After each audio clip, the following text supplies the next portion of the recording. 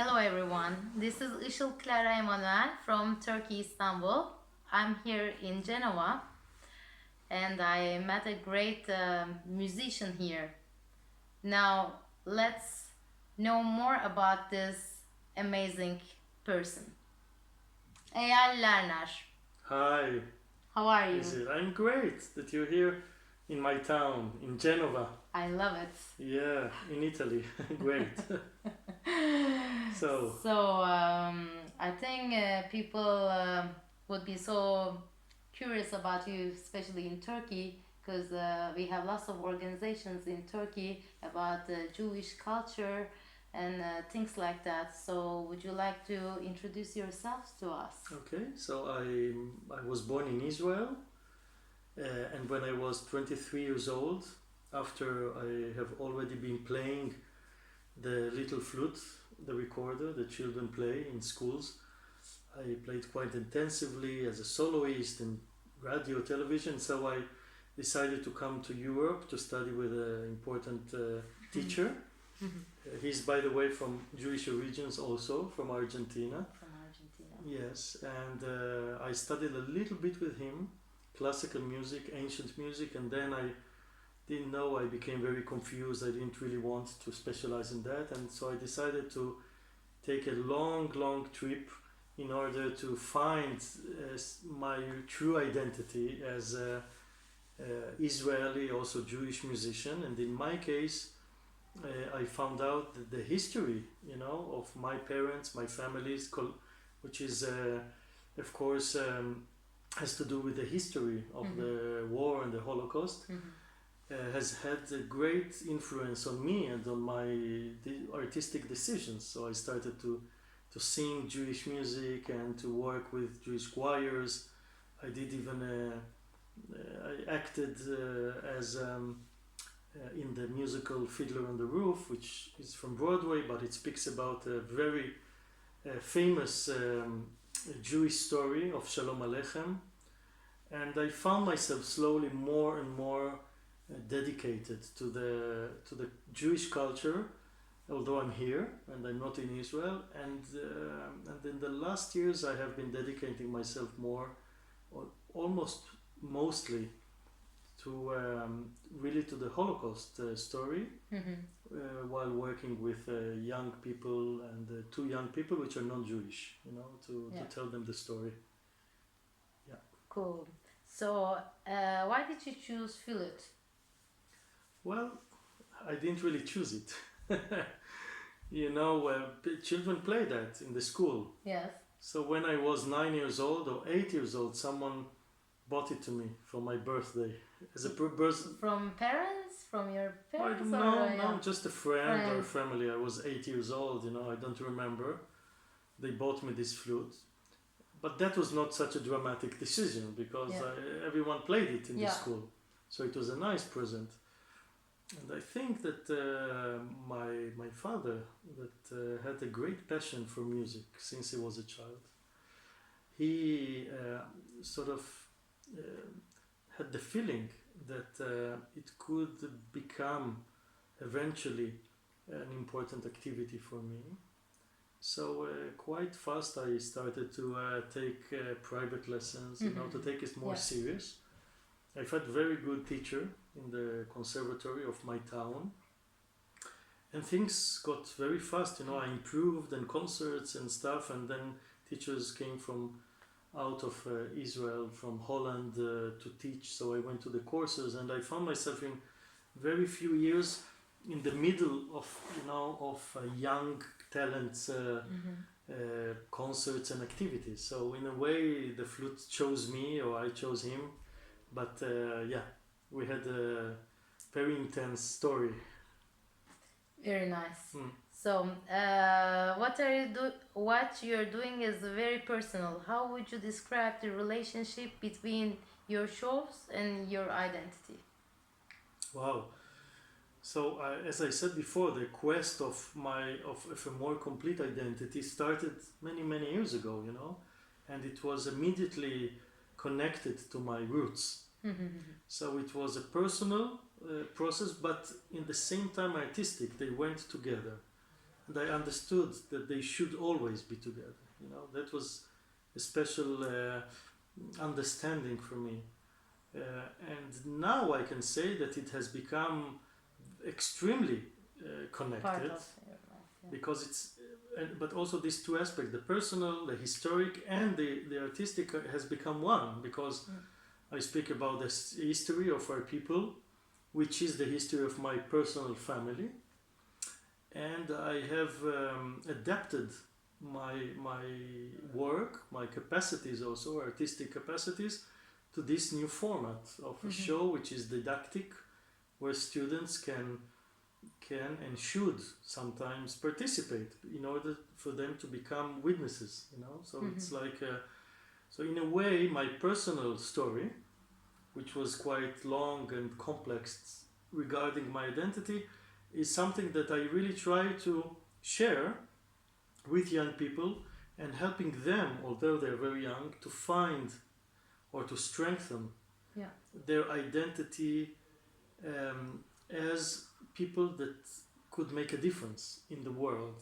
You know, so when they find themselves as readers, witnesses of the Jewish story, but also of their own story of Italy in the war, of their own ancestors, then something changes inside of them as well. They really feel a connection between their story, their history, and their future. And so I'm very happy, really, that this personal voyage is now could become numerous voyages of many young students. So, and that is the identity I found. You know, to do that is the maybe most profound identity that I found as a Jew, as Israeli, and as a musician. So it all is now came together.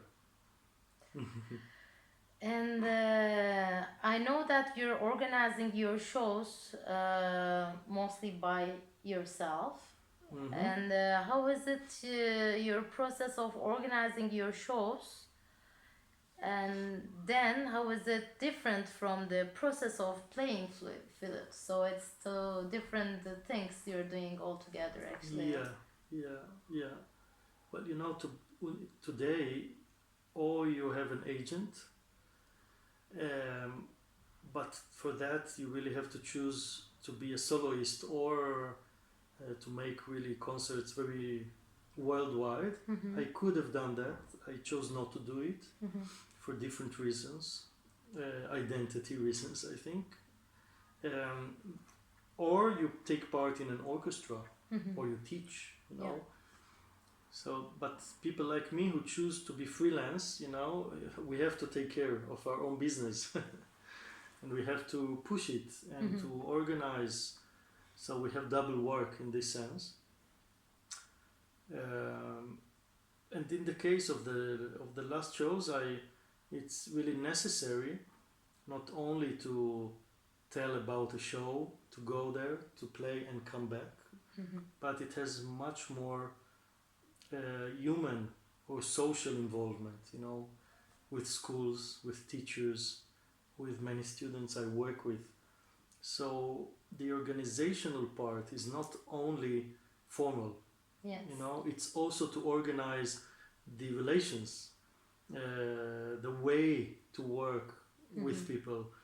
And in fact, also the organizing process is something that I like, because although there is a physical distance with most of the people who collaborate or organize, I try to create a nice feeling, you know, even before. So we really feel like we are building something together. Then, of course, it's very, very beautiful, sometimes even emotional when we meet, you know, after 1 year that we have been in contact, and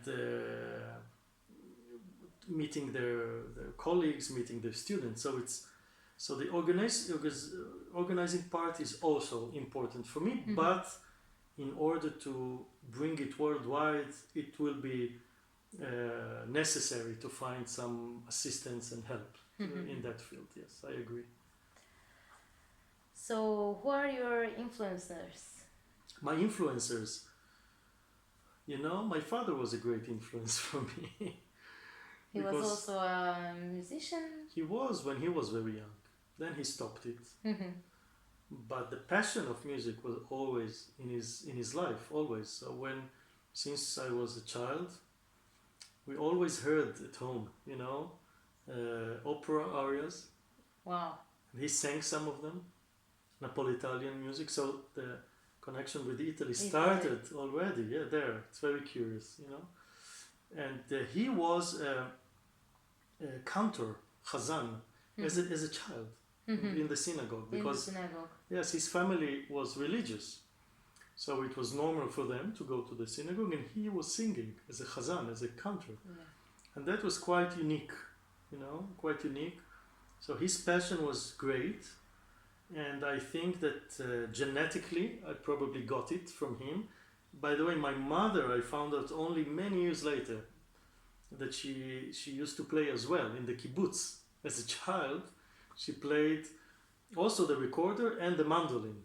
Wow. Yeah, so she has little passion, less passion than him, but she has a very good ear, you know. So she was involved also in a way, and so he's the initial influence, of course. And then one of the teachers that I had in Israel, I remember I used to perform with him since I was very young, together with another guy that now we are the best friends, you know. So it was him and two youngsters that we played with him all over Israel. So that was a good influence on a professional level, you know. We really were performing a lot. But I think his main influence was when we went to Spain and we performed there for the Jewish community. And when we went, I remember it like yesterday, we went to Madrid to the Prada Museum, you know, which is really amazing. Yeah. And I remember very well that he was very severe with us. And he said something that for me is, I try to teach it to other musicians. He said, if you want to be a good musician, then go on as you do now, you know. But if you want to be a real artist, then you should study, or at least get to know other fields of art. So to speak, art like pictures and sculptures. Yes.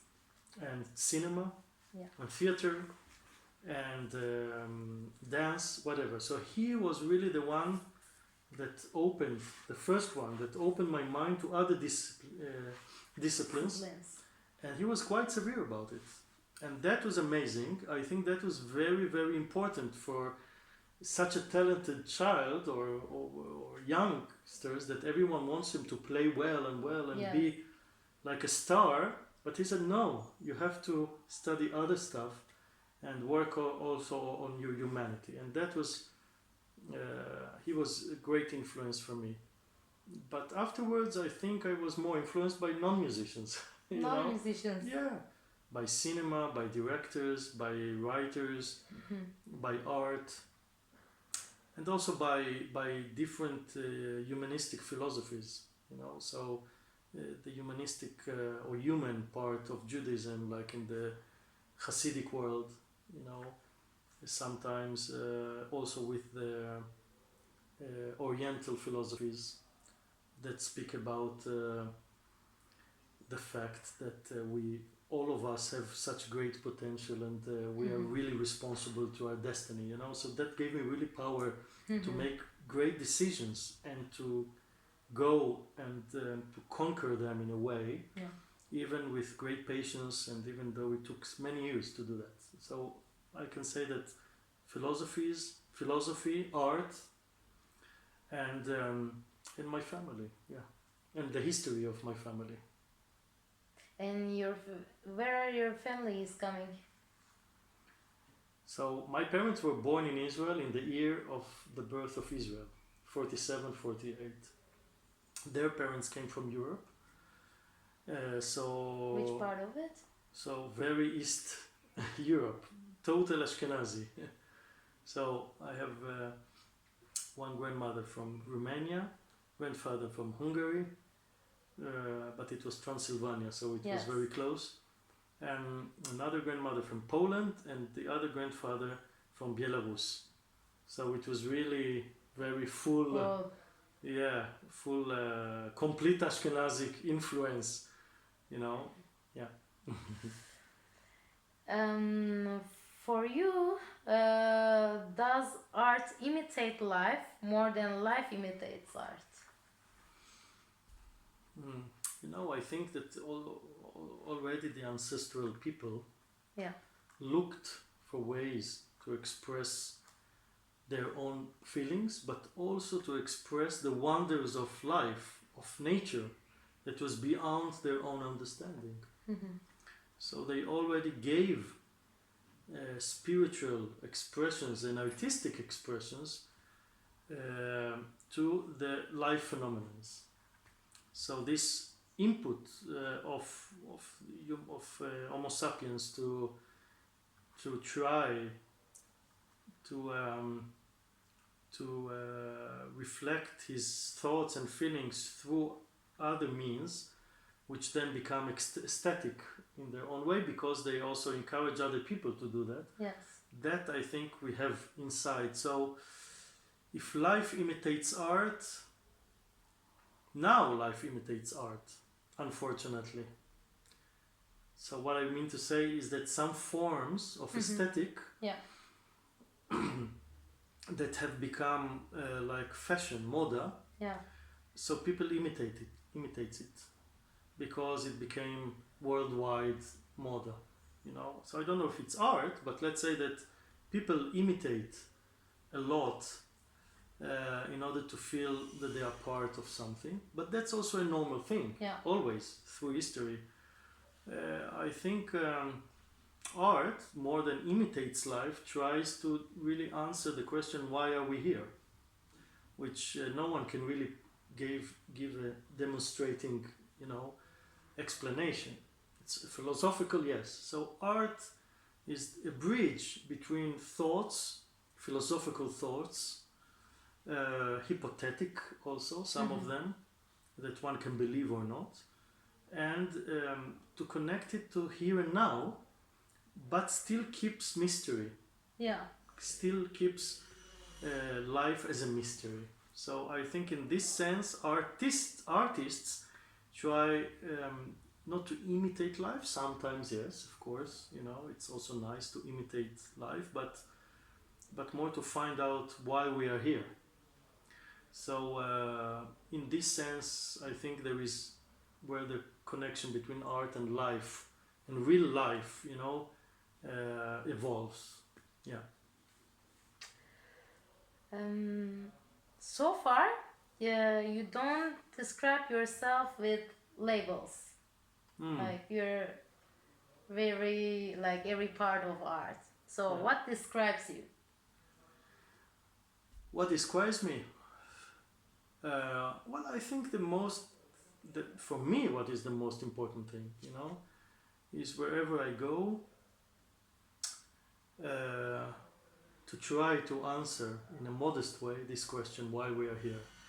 One of the answers through art is to bring out from me and from the people around me that collaborate with me or just listen to the shows, a sense of a positive energy, you know, about life and about themselves, you know. So in a way it's an intimate connection. I try to do it universal but intimate in the same time.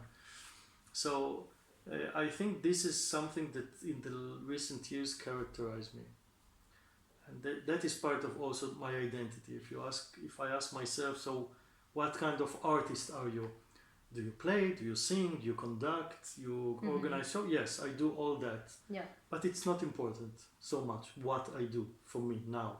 I can change. It really doesn't have any importance or attachment. What is important and fundamental is this quality. To try to bring these feelings of life, happy feelings or sad feelings or all kinds of feelings, in a way that can really dynamize life and give it a positive value. You know, it makes all people, in one way, very intimate and individual.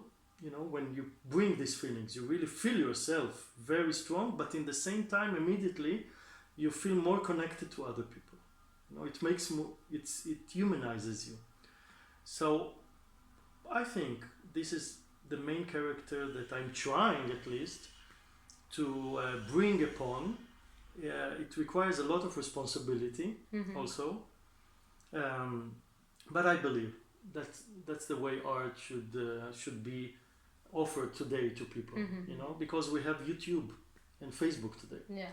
So if people want perfect art from an artistic point of view, they can stay at home and find the best thing with earphones and with a nice television. They can see everything. But if they go to a show, live show, something human should be there, you know. And I think many artists think that way.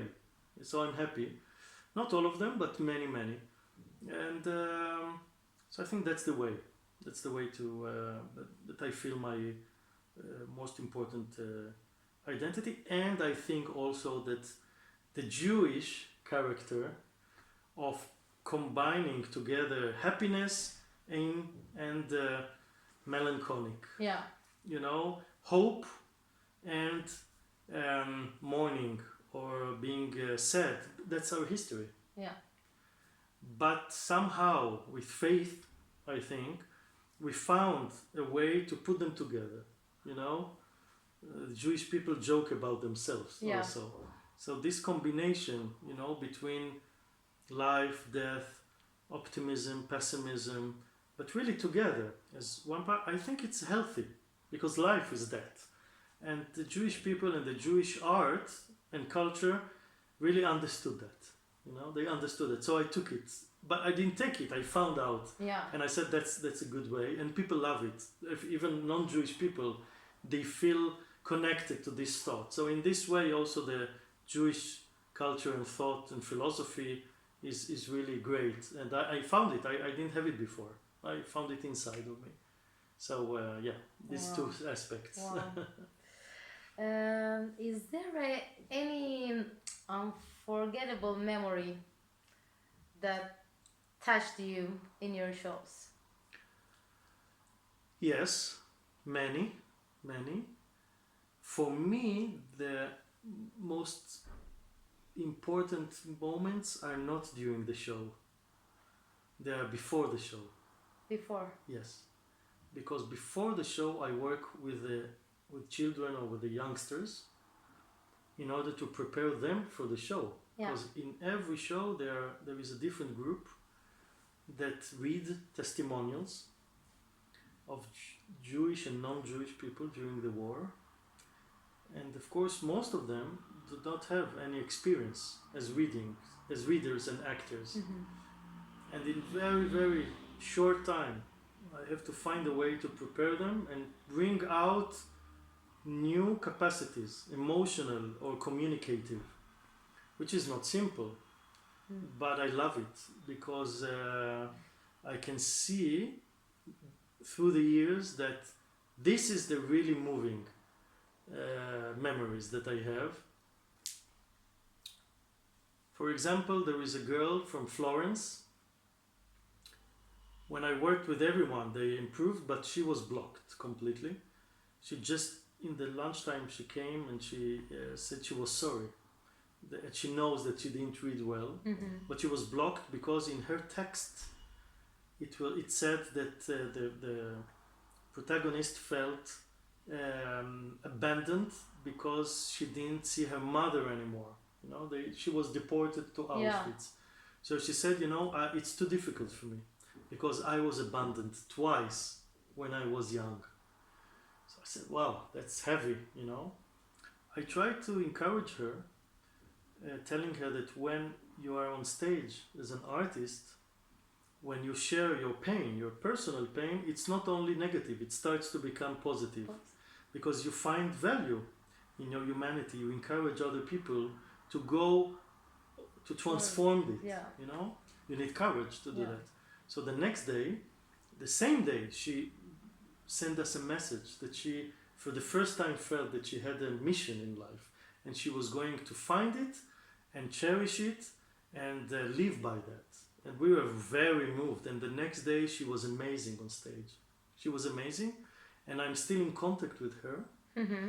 And she has decided, she found the power to cherish her biggest passion for singing, and now she's a hard rock singer. And a few days ago, she sang in the young competition in Sanremo. She sent me, I saw her in Facebook, and she will become a singing teacher. Wow. And I met her, and I told her, you know what? Just to celebrate this connection that we had, next time that I come to Florence and I have to prepare a choir, you will prepare them for the show. Wow. Yeah, so this is one Lovely. of many stories that really gives me the power to go on. Mm-hmm. You know, I'll give you another short one just for the end. Mm-hmm. When I performed in Milan, in the place where trains were took the deported Jewish people, you know, it's a little museum now, and it's under the central train station. Mm-hmm. So we performed there, and in the end of the show, there is a guy came. He was very big for his age, and he hugged me, but really strong, like a brotherhood hug. And I was a little embarrassed. I was not, used to that. Many people come and say, "It's nice, thank you." They give me their hand, but he was immediately hugging me, strong. So I took him afterwards out, and I asked him what happened, you know? And he was really moved. He said, "Oh, thank you so much. I really hope for you all the best." And I said, "What's happening?" And he said, thanks to the show, or during the show, I realized for the first time in my life that my family took part in Auschwitz because he was from Rom people, gypsies in Romania. Yeah. And it was really moving. All the teachers cried because he was a little difficult guy, but with me, he really opened his heart. Yeah. We kept in touch. His exam to go to high school, he dedicated to this experience, to the show, to the connection with me, and to his own transformation. And then 2 years after, when I did the show again to the school, he was now in a high school, he came and he prepared the poetry about his own peoples, and he participated in the show. And we're in a connection now. Amazing. Yeah, and I try to be close to him. He's an amazing guy. And so this is really the things that are really most important. But I think that all the thousands, there are tens of thousands of students that just listen to the show. I'm sure that many of them had strong emotions. Someone came and said, "I'm so happy, thank you so much. It was a new thing for me. It's important because my father is German origin." So they think about it. So I think that's the power of the show, and that's the most moving things, and that's why I want to go on and bring it all over in the world. Now we will do it in Austria, in Vienna, and Viennese students will narrate the testimonials in German.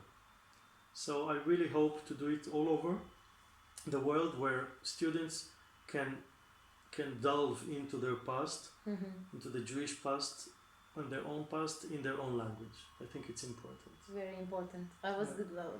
My next question was gonna be what will be your next project? So here it is, and there are other projects, because when will be launched in Vienna? In Vienna, it's going to be in the middle of July. In middle of June. So it's like in 10 days. 10 days. We're going to do that, and we already have some dates in Germany now for the next year. So I think next year could be very important, special, to bring the show out of Italy. Yeah. To collaborate maybe with Jewish communities. I believe, and I want to believe that this show could also be for help against anti-Semitism. Yeah. but not in a political way. Yeah.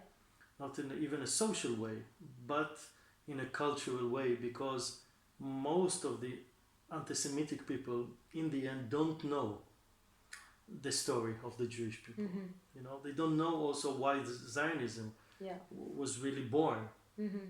So there is a lot of ignorance and arrogance. Arrogance as well. So working with young people, you know, with youngsters, they're still flexible, Mm-hmm. they're curious. When you involve them emotionally, you create new emotions and new understandings, and mostly curiosity, you know, to go on, to study, to learn, and we know how much time it needs to know better the history of other people.